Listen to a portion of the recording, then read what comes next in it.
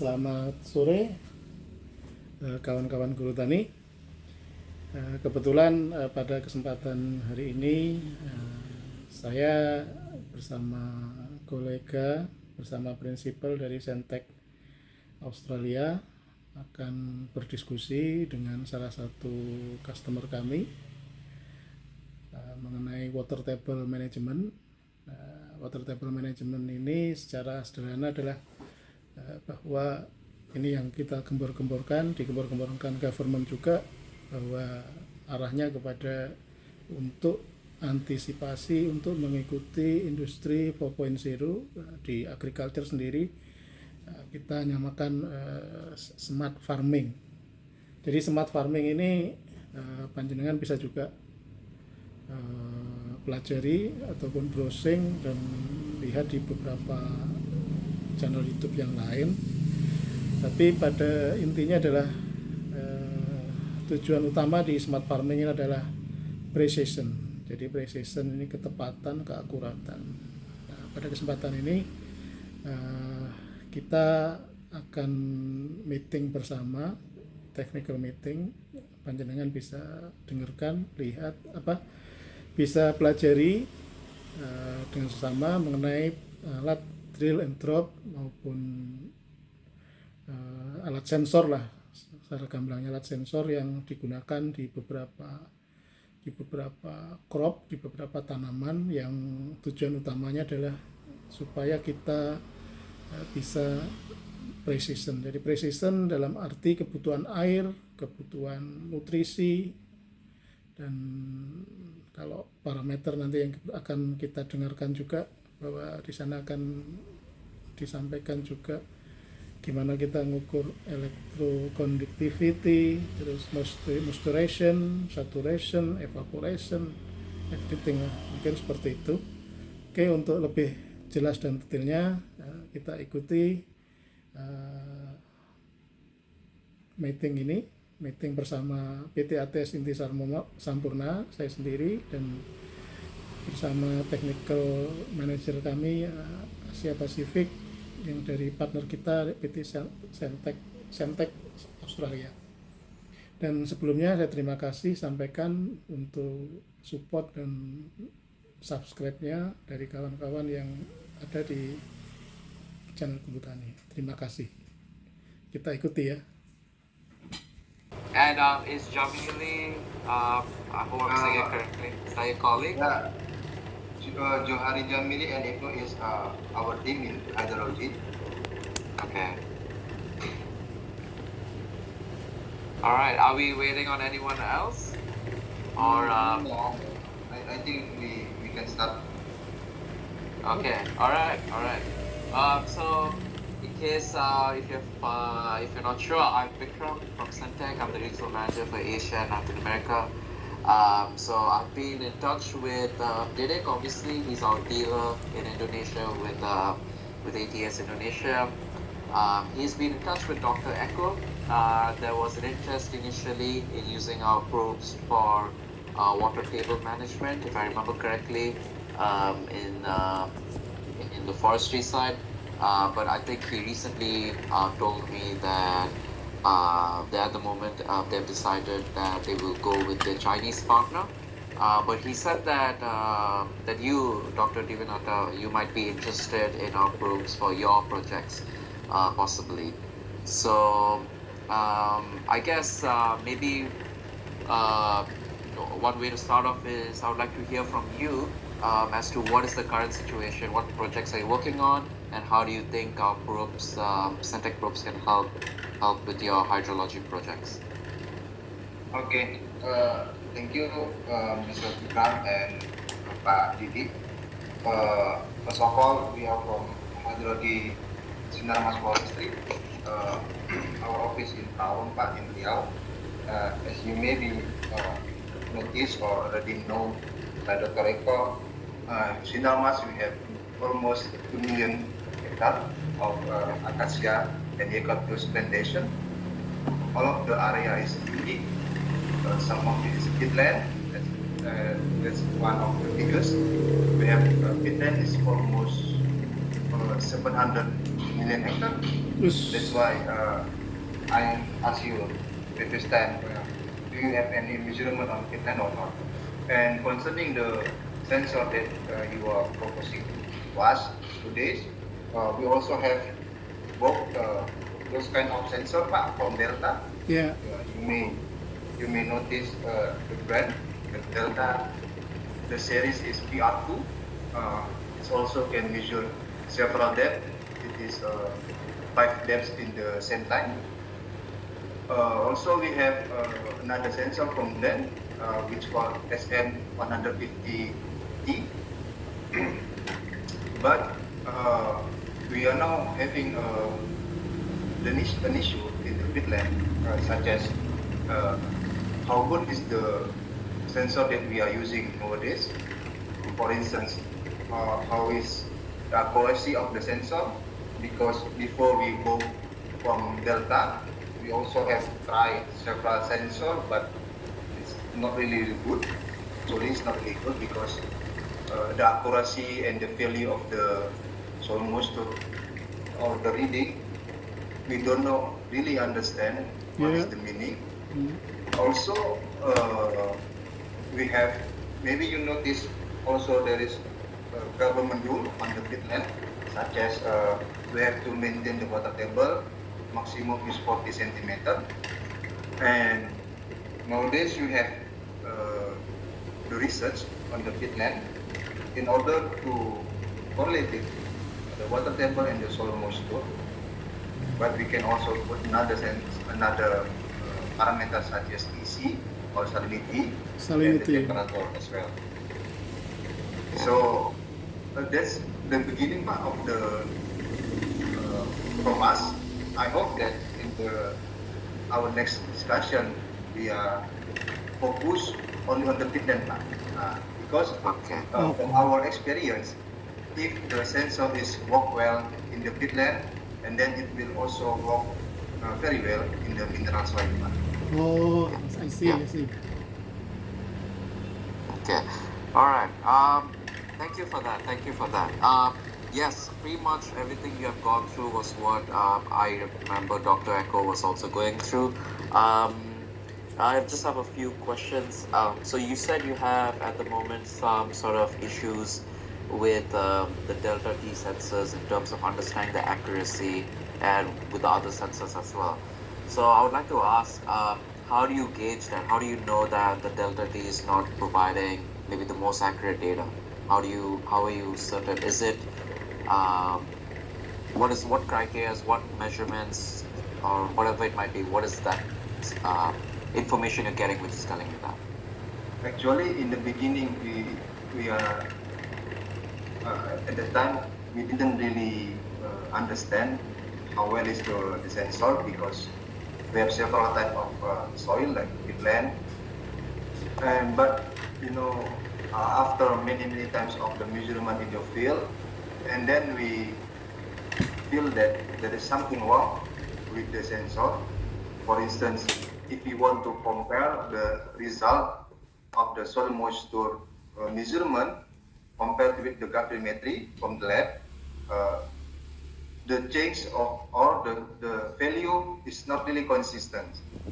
For instance, if in the sensor read 50% volumetric, and then in the lab it should be more or less 50, right? And we do like that, the repetition, for instance, after 20 samples of the measurement, and by comparing it, the accuracy is very low at the time. Afterwards, we think that the PR2 is not really good to measure the soil moisture in the peatland. But we have another one, as I told you before. The series name is SM150T. But this sensor is different with the PR2. The way the sensor read the soil moisture, it's from the convention of, I forgot the terms, that there is different way to measure the soil moisture in the soil. And also the SM150T only can measure one depth in the one single time of measurement. Meanwhile, the PR2, we can measure the several depth. Also read that your sensor also can measure in any depth what we want, in several depth, like it can be up to 10 depths or whatever we want. That's why we are looking forward your product. Okay, okay. All right. And do you face the same issue with salinity of when you're using the delta T probes? The salinity, because our sensor, the PR2, cannot measure the salinity. Okay. So PR2 only some measures moisture. moisture and also the temperature. Okay, Oh. okay. And how do you measure salinity then? We have the different tools, different sensor to use. The salinity, or EC, we call electrical connectivity. Okay. The brand is Joe. What is the name of the brand, Joe? Is it Hana or Fixcode, Joe?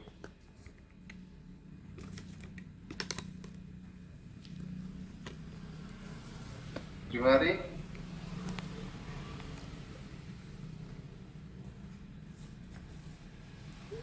Still not here. Maybe he has the problem with the microphone. Mike, yeah. His mic is still off. It could be Hana or Fixcode, the brand. Yeah. I forgot because we He wrote didn't really. Hana. He wrote Hana in the chat. Yes. Yes. Okay. Okay. Right. Okay. So EC, how's that? Is that working well with your laboratory measurements? We never compare the EC value, for instance, between the measurement from the sensor and the lab, since nowadays there is no big issue on us on hydrology on the EC parameter. Okay. Okay. Right. So I guess it's fair to say that you guys are now trying to find a sensor to use maybe instead of the delta TPR2 or something that's more accurate than that. Is that fair to assume? Yes. Okay. Okay. And what is the biggest factor you're looking into the probes that will potentially replace the delta T? We hope that the first thing it can measure several depth as we want. Okay. And then it's easy to install in the field. And the third is it's safe if we let it in the field, because our concession is not private area, so everyone can come across, passing by. So if we didn't put it the sensor, it's like how is it? Kayak tersembunyi lah Pak Didi. It's like hidden. Hidden Cannot position. easily seen by the people who passing by the area. Yeah. Yeah. I see. Because being stolen is a big issue here also. Yeah. And for sure, once we got the data, we want to make sure how is the accuracy of the sensor. Right. Okay. Okay, and do you guys have, so how do you collect the data for delta T? Delta T, for the soil moisture, we have the data logger. It is DL6. The data logger is DL6. So for instance, we want to leave it in the area, in the peta or in the field. We just connected the sensor to the data logger. Before that, we set the sensor. Let's say it will measure every 1 hour. So just leave it in the field, and once we came, for instance, after 1 month later, we download the data, and then we can analyze it. All right. So you basically download the data every 1 month. It's depends. Depends what kind of report or how is the intensity of the report that we want to propose to the manager. Okay. And so when you're trying to download this data, is it all remotely, or do you need to visit the Delta T site with the data logger downloaded manually? Yeah, actually our sensor like PR2 or SM150T, it's also useful in the remote area. Uh, Last time we also have the project called LoRaWAN, long range area wide network. This from collaborate with the Architect, the company from Singapore. Okay. The idea we didn't need to download it to go to the field. We just Yeah. download it, for instance, in the office. Okay. But at this time, because there is some trouble with the LoRaWAN. For instance, the gateway is being attacked by the bird, or the bird is hanging out in the gateway. But the technology they proposed from the Delta T, it is possible to do it become remote area. Okay. Right. Okay. So, okay, interesting. Okay, and how deep would you want your probes to be? Sorry? How deep, like, do you want your Deep. probes to be? Oh, normally it's from 0 until 100 centimeter only. 0 Oh, to yes. 100. Okay. Yes, it's shallow deep. And okay, assuming let's say we have a probe that's 100 centimeters. At what depths do you want to be measuring? Every 10 centimeter. Actually. Every 10 centimeters. Okay. All right. Okay. Thank you so much. I think this gives me a lot of info. So, in your mind, let's say if Centec probes are of interest and you want to maybe use it and try it for your project, for the beat, what sort of scale are you looking at? Will you start off with small scale, or are you looking at a large project already? How does it look like? Because we are in the R&D, our scale is still in the trial basis. Let's say 1 or 2 hectare. It's not big scale like the operational. Right. Okay. So. Okay. That's all right. Okay. So thanks for the info. I think what I'll do is before I show you some examples we have on peat and blueberry, and I can maybe go a little bit in the technical side, showcasing how we use our probes to collect data and what we can show. I'll just let you know, we have a couple of probes that can actually fit in your requirement. So when I spoke to Dr. Echo, and obviously Didik was there, he's aware, what we had proposed to him was a satellite probe. So we have an EnviroScan probe, which is basically a research grade probe. So that probe, if you type Centec on Google Scholar, Centec probes, you'll see a lot of those probes, EnviroScan probes especially, that has been used in research, where it's published papers, so published scientific papers, where they use our probes to collect moisture, salinity data to make their collect for their results, and then obviously have a discussion on it and eventually conclusion for the paper. So we have done a lot of that, and we had agreed that because it was a remote area, the best thing we could provide at that point, based on the information I had, was we would give satellite modems. So you connect to a satellite system and it automatically comes, it gets downloaded and collected.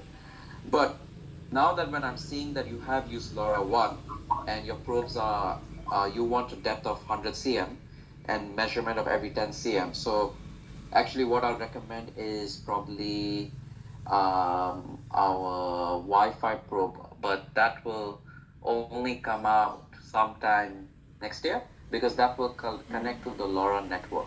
So we're working on a probe which will connect to a LoRa network, and that is the drill and drop probe. So that will have every 10 centimeters. It's easy to use. You just put it in the ground and it goes down the profile. So you don't need to put 5 different sensors like your Delta T you need to put. And if you were doing every 10 centimeters, then you would need to use 10 of that. So I think that's the sort of probe we could probably provide. But before we even dive deeper into that, let me showcase to you some examples. So I'll share my screen.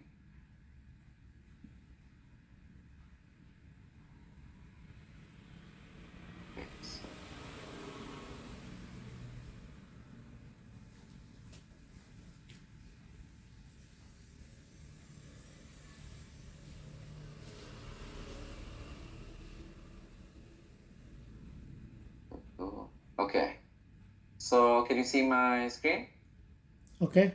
Yes, yes. Yes. Yes. Okay. So this is our cloud platform. So basically, when you get our probes, you get a cloud platform. 1 year, first year is free, and sorry, I'm just forgetting where's the graph located? Okay, actually, I'll show you this one. Okay, show you this one first. So this is our platform. When you collect the data and you upload it into our cloud, it comes up here so you can visually see the data. So I know you said you only download your data once a month, but it can vary. That's no problem because if you get our drill and drop with telemetry connected to a LAN network, then you can upload it automatically. Otherwise, you would need a satellite again, which is the one which we recommended to Dr. Echo. And if you go for satellite, we have to go for the bioscan. So what happens is when you look into this data, so I need to let you know this is from Australia, so it's not my region. Okay, so I've spoken to the Australian regional manager who works with me over here. He gave me some example of peat soils where they were growing blueberries, and this is some of the data they were collecting. So if you can see here, we have the soil water content, and it's over some period of time. And what we have over here is in the bottom over here is the sum, the total amount of water content collected by the probe and at the different depths. So that's at 5, 15, 25. So imagine you have a 30 centimeter probe. This is your 30 centimeter probe. It's in the ground. It has 5, 15, 25. So that bottom graph which you're seeing here is the sum, the entire water content that's around that probe, so for all the depths. But what you have up top over here is for the individual depths. So as you can see, the colors are black, red, blue. So you have 5, 15, 25. So what this grower has done is he's put this, switch this on as well, so he can see now how much water content is present at each of the depth. So yeah, you can see as per the latest data, which is about 13th, which is probably today actually. It seems like it's downloaded today. There's a lot of water content across all the soil profiles, but the most being in the lower depth at 25 cm, where there's 42.3, and then you have above at the top layer 31.2 and 29.6. So you can now understand. So the sum of all of this will result in the bottom graph over here. So you got water content for individual depths. Sorry. Yes. What is the unit of the soil water content? It is millimeter. Millimeter? Oh. Yes, millimeter. Yes. So we basically can tell you how much of water is present between 0. Okay, so let's look at 5 centimeter, right? So we have sensors at 5, 15, 25 centimeters. So at the 5 cm, between the soil depths of 0 to 10 centimeter, we are saying that at the moment next to the probe there's 31.2 millimeters of water. And then if you look at from 11 to 20 cm, which is the red color, that's 29.6 millimeters. So that is what we show. And if you convert to percentage, it's actually the same. So we can give you this, we allow you to convert to percentage. But the thing is, the soil water content in what you're seeing here will be the same as percentage because it is already at 10 centimeters. So this is what we provide. So we're showing, once again, we're showing that there is, at this graph over here, at the latest data, between 0 to 10 cm, there's 31.2 millimeters of water present. So, but even you change to the unit become the volumetric. So, this value show us the available soil moisture, right? Not the total soil moisture. No. Okay, so it is showing both. So what you're seeing up here is the water content at different depths. So when you have a sensor, you have sensors at 5 cm, 15 and 25. So the 5 cm sensor is showing that there's 31.2 millimeters of water present between 0 to 10 centimeter of the soil. okay? Because that's what it measures. So when you add all of them up, what you get is the bottom graph, which is the total sum of the water content across the whole profile of that probe. Yes.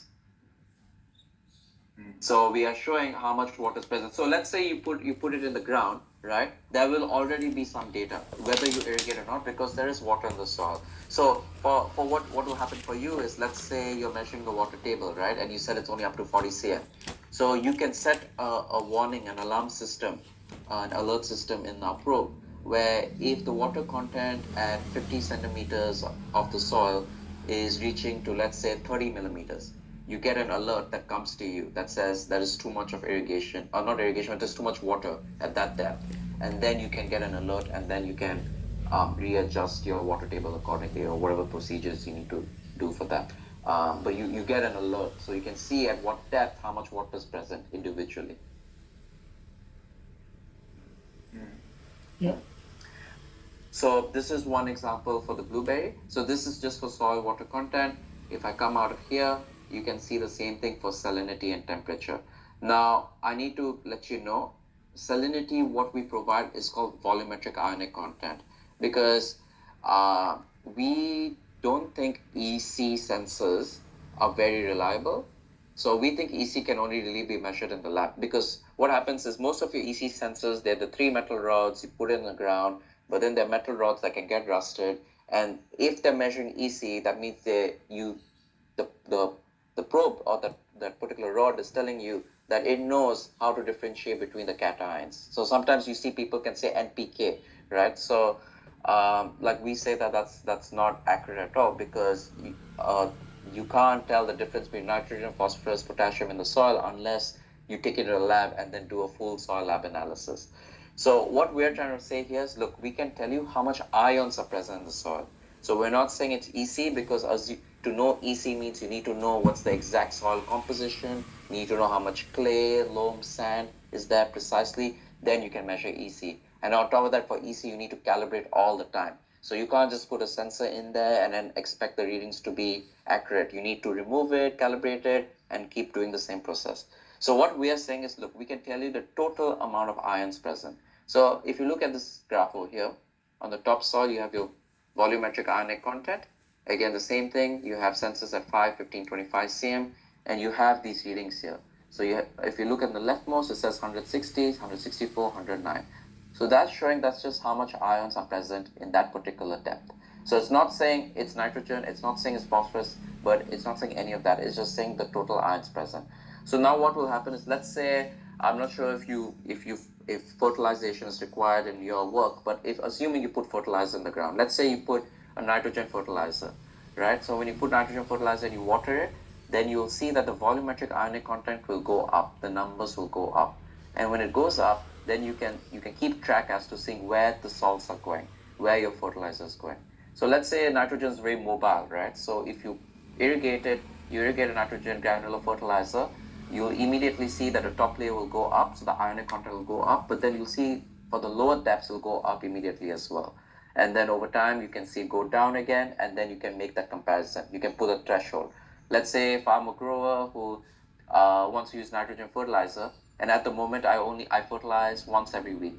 So instead of fertilizing once every week without knowing the data, now I can look at the data and see, okay, assuming it's at 160, and that's when I want to fertilize. When I fertilize, it goes to 500, and only when it drops to 160 again at a particular depth, then I'll fertilize again. So now you can have a good idea of how to fertilize instead of just doing a weekly process. You're seeing the data and doing Yes, it. we also nowadays put EC as the indicator when we are going to do the fertilization. My question is, normally we use the EC, the unit is in the microsiemens per Microsiemens, yeah. Right, but yeah. I don't understand the unit that you show here. How is to convert it to the microsiemens? Okay, so I can share the manual with you, which shows you how you can convert it. So you can convert VIC to EC. So that's actually what we are working on. So we are working on at the moment in our lab, where you can convert this volumetric ionic content to EC data, okay, which will be your microsiemens per meter.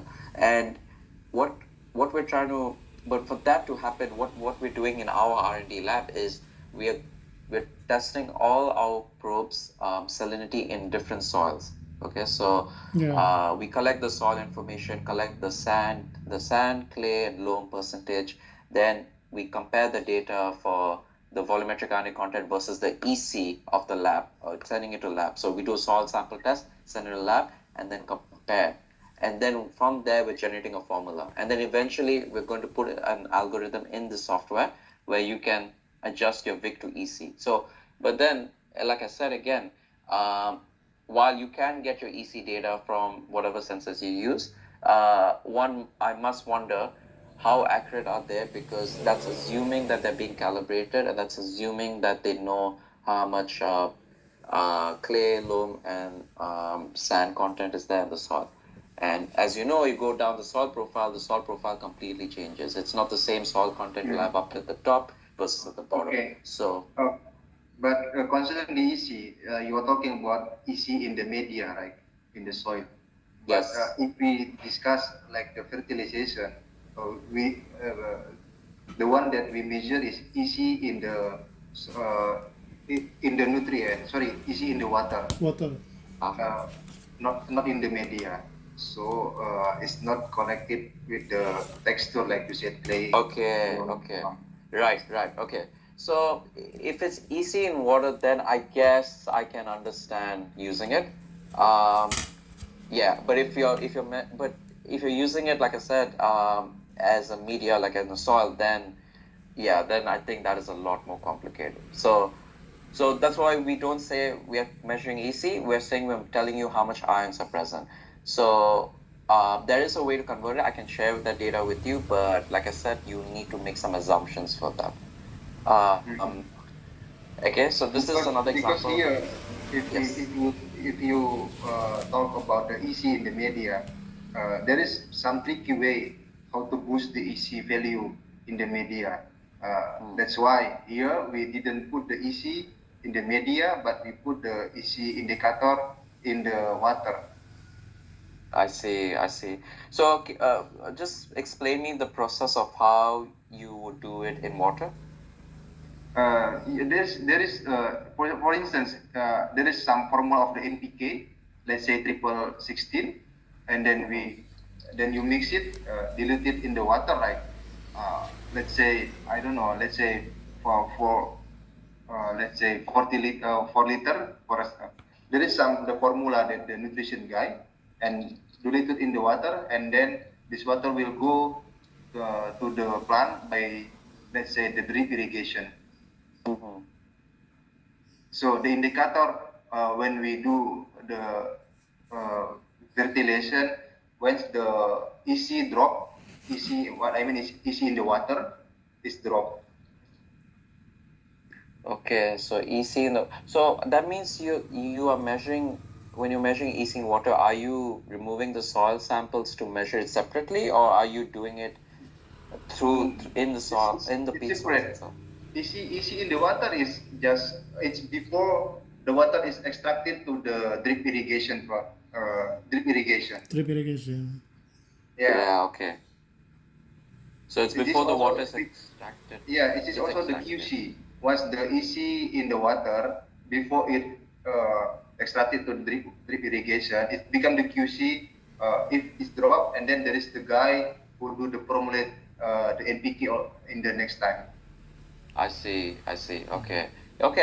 So I guess, so it is a bit different to what we are doing here. But look, this is another feature we give. So I guess because you're measuring EC before it's extracted from the drip, so you may not need to worry about the contents, EC content too much of the soil. But what I'm showing over here is you can still see how much ions are present in the soil. So obviously, if the water table is moving, it will affect the movement of salts from down below the soil profile. So you can keep track of that. So we have had growers in Japan where they have grown crops in areas where there used to be salt water present. So what happens is, what they've noticed is when they put the probe in and they're irrigating and everything is fine, but at particular times of the month where when it's a full moon, there's a little bit more capillary reaction from the soil. So the soil are pulling up a little bit more water, which pulls up the salt from the bottom layers, and then the volumetric ionic content is really high for the lowest depth of the sensor because it's coming from below. So you can keep track of your salt table as well while with using our probes. So maybe that's an additional feature, I guess, for you. So in that case, so maybe you don't need to measure salinity through our probes. But like I said, if you're measuring the movement of water table, I would think you would also want to know how much salt is coming from the lowest level of your soil profile. So that's what the volumetric ionic content can help in. Yeah, nowadays is the EC value is we use more in the nursery area. Nanti Yeah. Pak Didi, Yeah. backgroundnya apa Pak? Tentang Proteksi saya, HPT ya. HPT. EC become the parameter to do the vertigation of the Yeah, I fertilization. see. Meanwhile, Yeah. for the soil moisture or the moisture content we use in the field, in the peatland area, let's say Yeah. as the indicator to say, oh look, our media or our peatland is dry, our peatland is in the wilting point, in the capacity or in the saturation zone. Okay. Yeah. Okay. So, Pak that makes so Pak much Dwinata, sense. Ya Pak. this is operation like in Sungai Baung Nursery? Different? Ya, EC-nya maksudnya. Yeah, EC. Yeah, we have several nursery. Yeah. Let's say in the Baung, also in the Lebong Hitam. Lebong Hitam, yeah. Okay. You're right. So, do you see any value in using something like measuring the volumetric ionic content in the field, like for your peat and for your soil trees? Here in the peatland, I don't think so. We need to Okay. measure the EC, but in the Palembang, we have also issue on the EC. For instance, because our area in the Palembang is nearby the sea. For instance, during Yeah. the dry season, there is maybe the effect that the water from the sea Yeah. came through to our area through the canal that we dig, and then Yeah. it will increase the pH, right, due to the salinity. Salinity, Okay. yes. Right. Vikram, Yeah. sorry, I have already visited Sungai Baung Estate Nursery. So they have already used RO ya Pak ya, RO reverse osmosis. Yeah, osmosis. RO using RO for Sorry, what is LO? Reverse osmosis. reverse osmosis. Oh, reverse RO. Okay, Yes. RO. Yeah, Very yeah, good yeah. water to drink for drink. Yes. Yep. I remember using that in my labs as well. Yeah. Okay. All right. So like I said, this is an example for peat which we use, and I think I should let you know as well. Peat is always a little bit difficult to measure, and the reason is because what happens is in peat there's a lot of air inside the peat soil, if let's call it a peat soil, right? So these sensors, the way they work is obviously they measure frequency. So the latest soil moisture sensors, they measure using frequency, and we are one of them.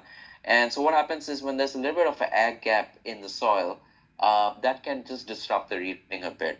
So one thing to take note when, let's say you're using a probe, is if I go back here, okay, now let's say we're looking at this moisture content here, okay, so I'm going to zoom in, all right, so this is, and as you can see, this is the soil water content, and one thing when you're using a peat soil is you need to understand that the soil water content may not be the most accurate, okay, so the reason it may not be the most accurate is because there's air gaps in the soil, but that does not mean you cannot use it as a trending tool. So let's say if let's say for example it is a very hot day, it's getting very dry, so the water content is getting taken up and consumed by the plants, and it's getting evaporated. So what you will see is at the top layer, at this one over here, at the top 5 cm, the water content will drop a lot. And maybe in the blue area, it won't drop as much, maybe because, it's not evaporating from up the top, but maybe it could also because your plants are taking a lot of water. So you will see those drops, but those drops may not be the exact measurement of how much water is taken up compared to a soil, but it is still valuable information because it shows you the right trend. So it is showing a trend with a little bit of plus minus error that this much water has been taken. So it is still accurate enough for you to understand what is happening below the soil profile, but you just need to understand that. Now, one thing you can do is, let's say you want to be completely as accurate as you can be, and I understand because you're from the Department of Hydrology, right? So you can calibrate your probe. So we have a calibration manual. So that means you will need your technical team to set up a calibration site.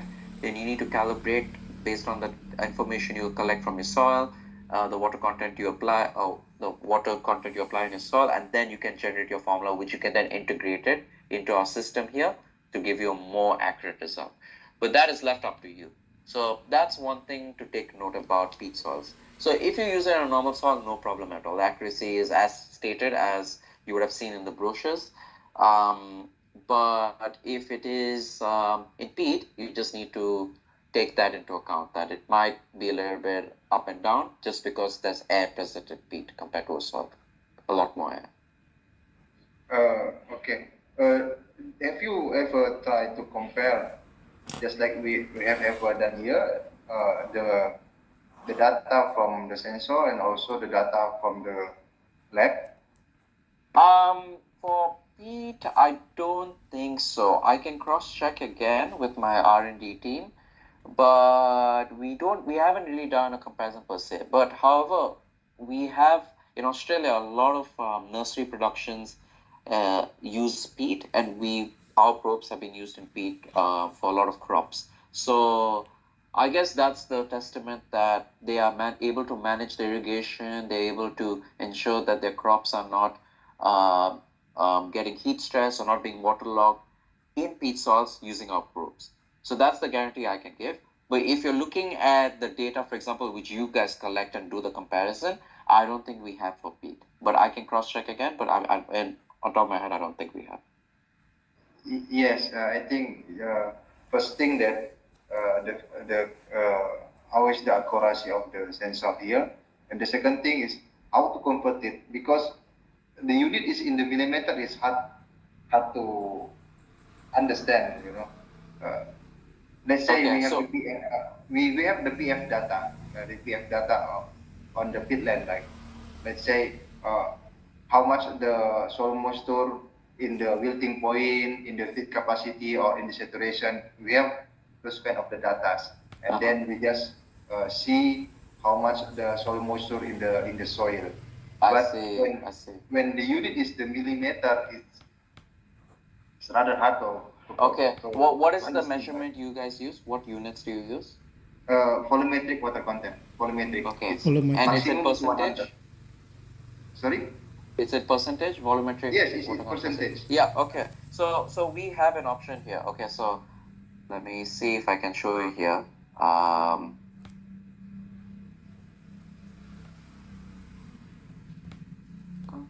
Okay, so it may not be here at the moment.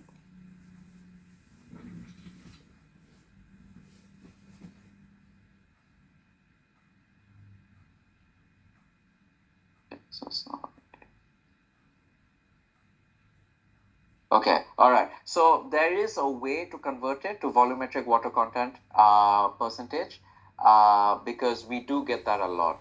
But what I'm trying to say is if you convert it to volumetric water percentage, it will be the same measurements as given here. Nothing will change. The numbers will be the same. The percentage will be the same as well. The value is still the same?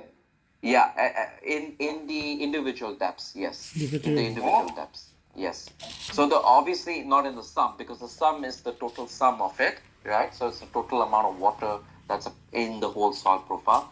But but for volumetric water content percentage, we allow the option to see for the sorry, top soil. if the value is the same, so can you show us the blue and the red one is in the millimeter also, right? Yes.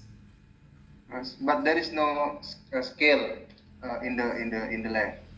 See, because so what happens is, okay, like let me try to explain. So okay, let's use this as example. Okay, now you can see it's 31.2 for the top sensor, correct? So that means from 0 to 10 centimeter is just 31.2 millimeters of water present. Now you convert that 10 centimeter to millimeters, that becomes 100 millimeters. So in 100 millimeters of soil, there's 31.2 millimeters of water present. So when you convert it into a percentage, it becomes 31.2%. Yeah. Which is why there is a way to change it. I'll need to look through this to make the change. But there is a way to do it. And when you convert it, you'll see that the top layers, these ones will not change. It just changes to percentage, that's it, but the numbers are the same. But does that make sense? Because you're converting the top 10 cm of the soil to millimeters, which becomes 100 millimeters. So then you have your water content in millimeters. So that is the total water content in 100 millimeters of soil. And then when you convert to percentage, it will become the same. Just the hundreds cancel each other out.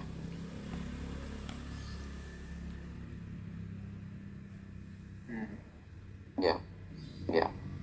So yeah, to answer your question, yes, we can show the volumetric water content percentage. And if I may, let me stop sharing this. I'll show you another slide because you had mentioned about permanent wilting point and all of that. And I just want to show you a graph.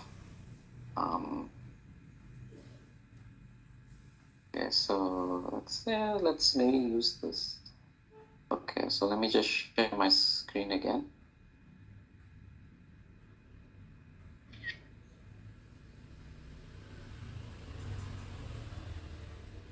Okay, this one. Okay. All right, so can you see my screen? Yeah. Yes.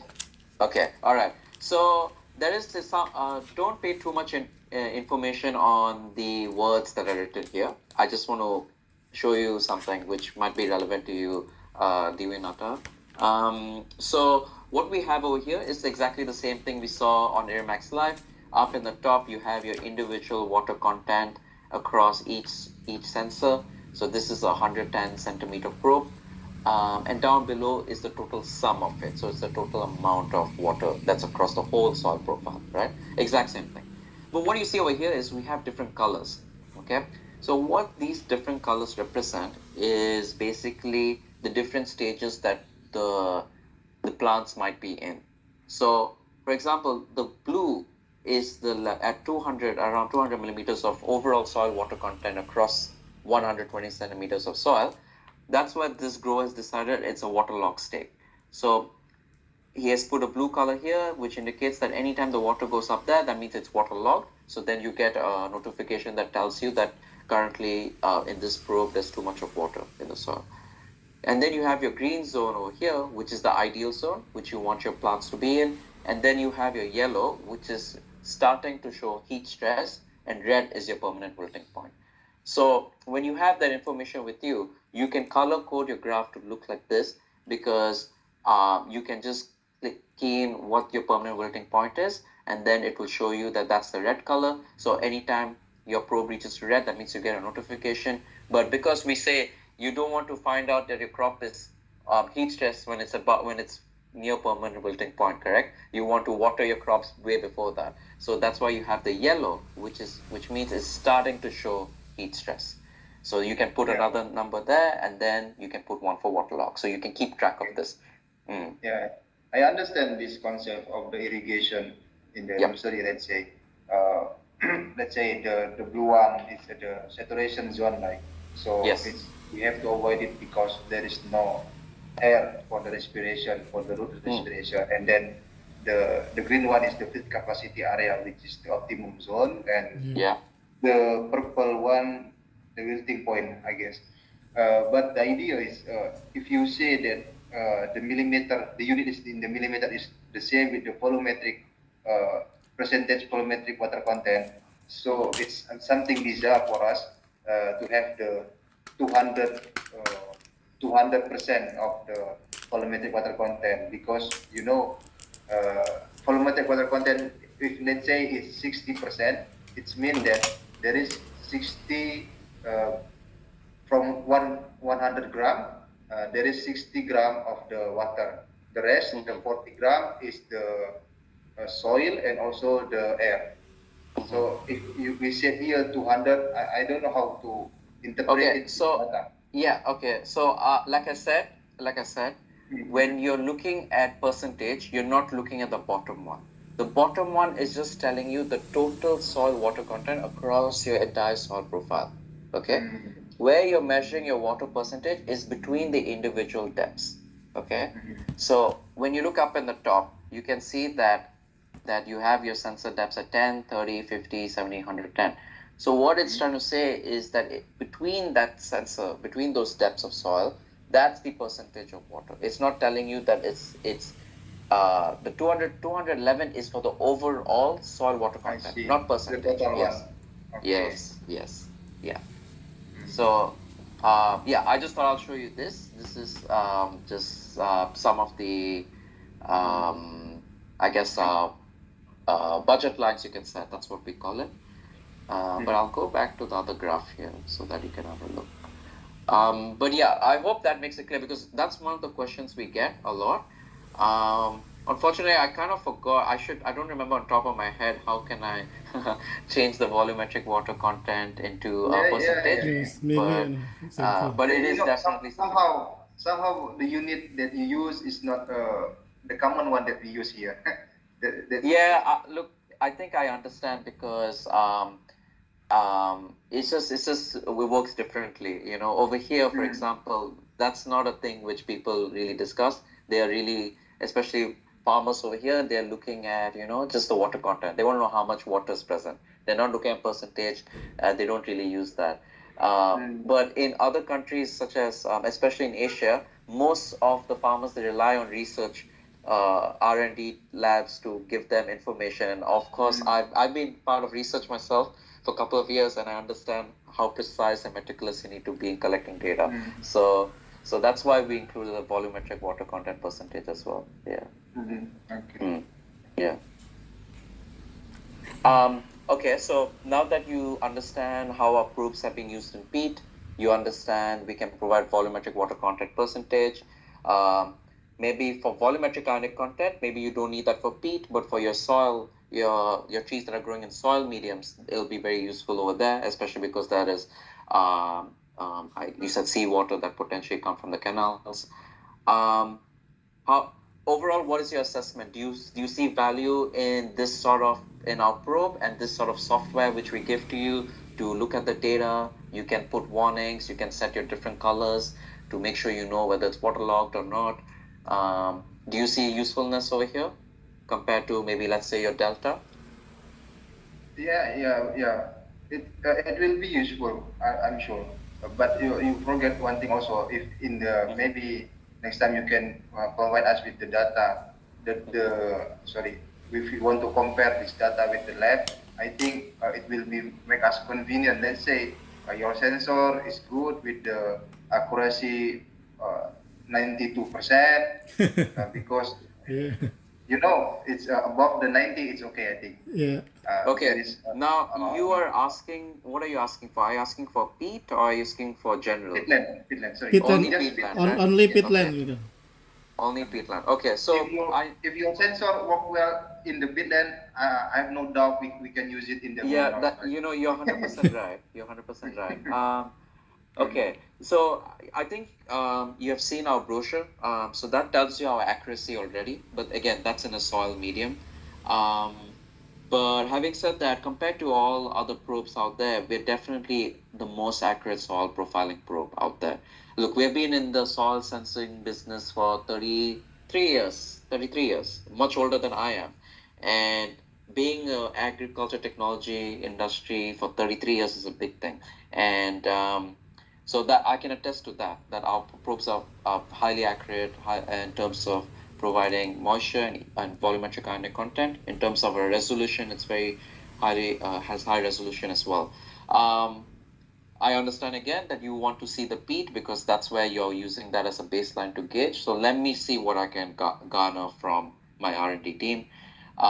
If I get something, I'll share most definitely. But like I said, on top of my head, I don't think we have any real R&D data with us.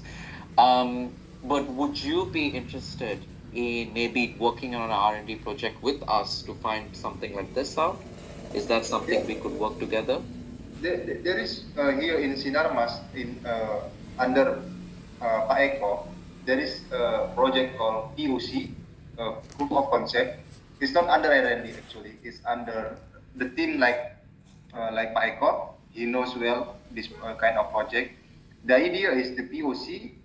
We will, let's say, in the next time we are going to establish a new project in the peatland.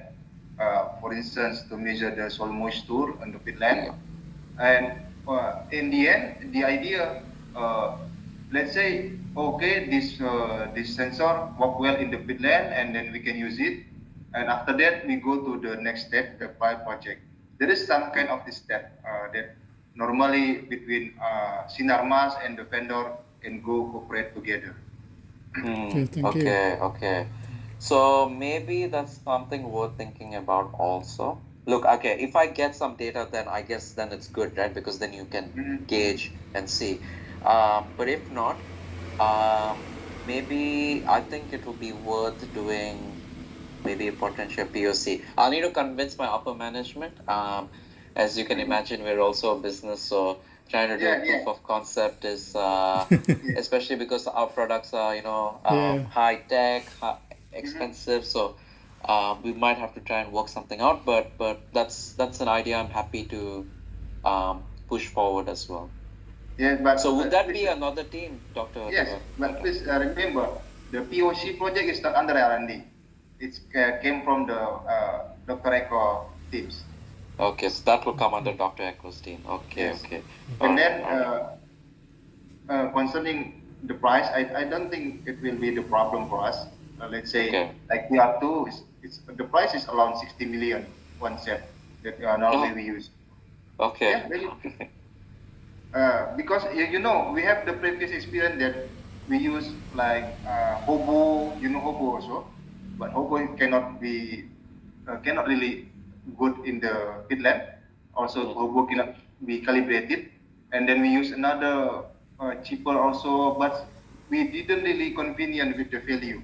That's why we buy a bit higher from Meter Group. Teros, for instance, their product. And then the one also we use Delta. So normally we use only these two brands for the measurement in the field. With the one from Delta and also from the Meter. Okay. All right. So, all right, let's discuss the next steps. Okay, so I guess from my end, I have to find out if I can provide some information on peat, if we've done any R&D. But what about from your end? So let's say you are happy with our probe. What would that be? What would the next steps be then? If your probe work well in the peatland, I think just like I told you before, we can set up a project like POC. Let's say it's up to you. It can be it's better in the Riau, I think, because we have a lot of peatland here. And then we can collect it with the Dr. Eko teams. I don't know which it will be under who in the concerning the peatland. Sure. And then we can collaborate together with Dr. Eko, R&D, and your team on that area. Okay. All right. Okay, so that is the way moving forward. Okay. All right. I think I feel like I've given you whatever information that would be useful for you. I've tried to answer all your questions. Any other questions you have? I think it's pretty clear from my end what to do. If you have the water logger sensor, it will be also good, in the peatland. And furthermore, you have the satellite connection, right? It will be very useful, I think. We can Okay. compare, for instance, in the to do the correlation with the water table and the soil moisture in the pit net. Okay, okay. So yeah, so one thing about our probes is like let's say I have a grower in Japan, another team I'm working with in Japan, where they're actually using the probe to measure the water table of the soil. So what they do is they have a probe. So assuming this is a 60 centimeter probe, right? So they want to know the water table up down at 60. So what they do is they switch off all the sensors up at the top and only keep 60 centimeter on. When I say switch off, I mean it's not switching off, but you don't see the data. You don't see the data from 10 to 50 because they're not paying attention to that, but they're paying attention to 60. Yeah, and then they set a warning for that. So anytime at 60 centimeter it reaches, let's say 25 millimeters of water, and that's when it's like 25%, let's say, and that's an amount which they want to get notified about. Then we get an email, an alert system that goes to them that says it's reached 25%.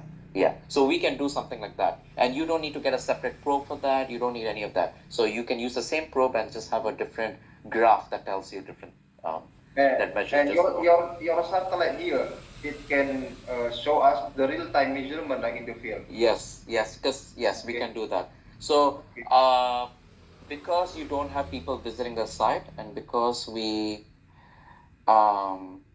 see, okay, here's the thing. We are coming up with a new product. I'm forgetting when is it coming out, but I think it's next year. Okay, so one of the probes we have is the Bluetooth probe. Okay, so the Bluetooth probe is basically your drill and drop probe, which you would have seen in the brochures I sent, but it's cable-less. No wires, no cable, nothing. That is usually a probe where people use when they have a lot of labor, because people are walking around the field, visiting the field site. So they can download the data on the phone and then upload it up to AirMax Live, which is what you're seeing right now, right? This computer screen over here. Also, it is used in regions where there is not much data. There's no data available. So people who visit the site every time, but they don't have a mobile network, they can download it on their phone, because for Bluetooth, you don't need mobile network. We download it on a phone. Once you get network at your home or your office, we can upload it and see the data. So what we are doing is we're actually releasing a hub, a Bluetooth hub, which is a telemetry system, which connects the Bluetooth probe to the hub, which then sends out a signal as well. So that's something that could be an option. But I think for now, we will just focus on satellite. Yeah. Okay. And let me ask Pak Didi. Pak Didi, Yeah. You stay in Jakarta or where? I stay in Lampung, Pak. Lampung. So Okay.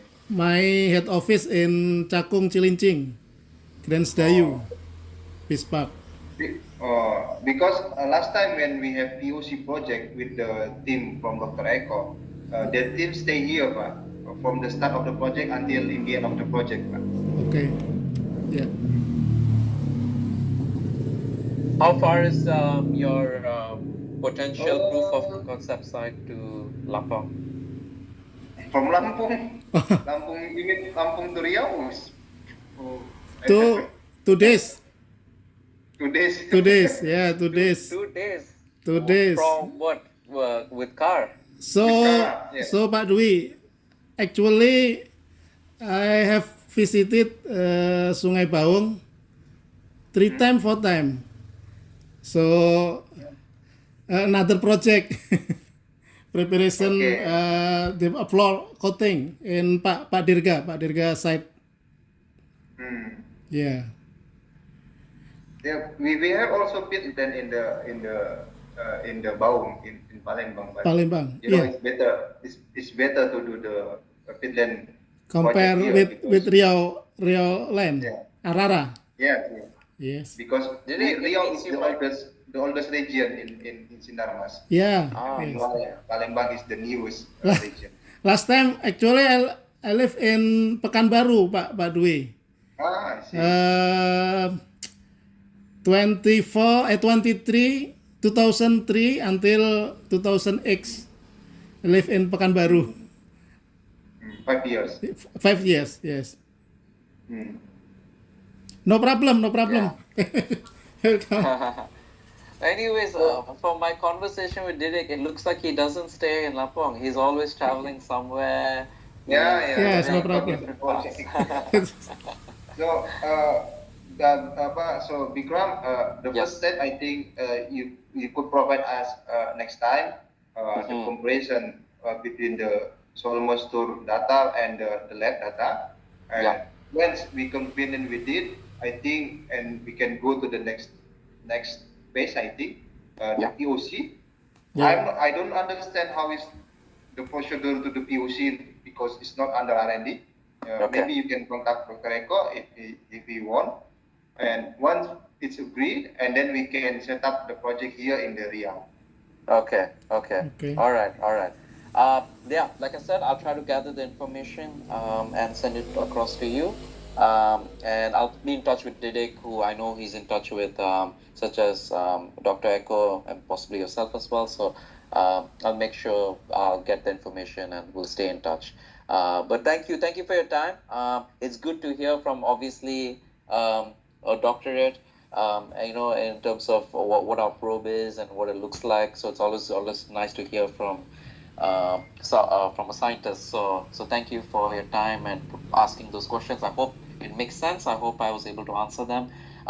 And one thing's for sure, we provide a lot of support to our dealers like Didik. So he can obviously help with the installation, setting up. But anytime there's a problem he has or you have, I'm always available. So or email or a phone call away. Okay. Yeah. Okay. Okay. All right. So stay in touch, and I hope I can provide the information soon to you. Okay, sure.